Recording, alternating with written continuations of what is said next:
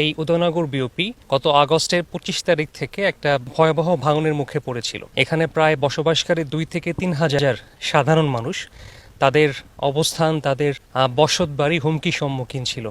সে অবস্থায় আমরা এখানে বিশেষ কার্যক্রমের অংশ হিসেবে পানি উন্নয়ন বোর্ডকে রিকোয়েস্ট করি, তারা আমাদের ডাকে সাড়া দিয়ে অদ্যাবধি একটা বেশ বড় একটা এফোর্ট তারা নিয়েছে এবং যার প্রেক্ষাপটে আমরা এখানে বেশ কিছু ভাঙনযুক্ত অংশে বালির বস্তা ফেলেছে জিও ব্যাগ দিয়ে তৈরি, এবং সেগুলো এখন একটা স্টেবল কন্ডিশনে আসছে। বাট আপনারা জানেন, যারা এখানে সাধারণ মানুষ, গরিব, তারা অনেকটা ক্ষতিগ্রস্ত হয়েছে।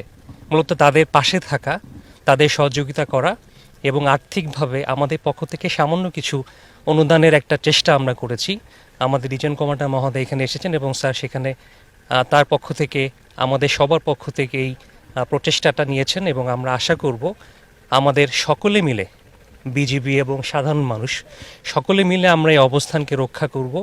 শুধুমাত্র একটা স্থাপনা বলেই নয়, এখানকার সাধারণ মানুষ যারা ক্ষতিগ্রস্ত হয়েছে তারা সবাই মিলে একসাথে হয়ে, পানি উন্নয়ন বোর্ডের ডিজি মহোদয় উনি এসেছিলেন, তার সাথে আমার কথা হয়েছে, উনি আমাকে আশ্বস্ত করেছেন যে এখানে খুব দ্রুতই একটা স্থায়ী বাঁধ নির্মাণ করা হবে।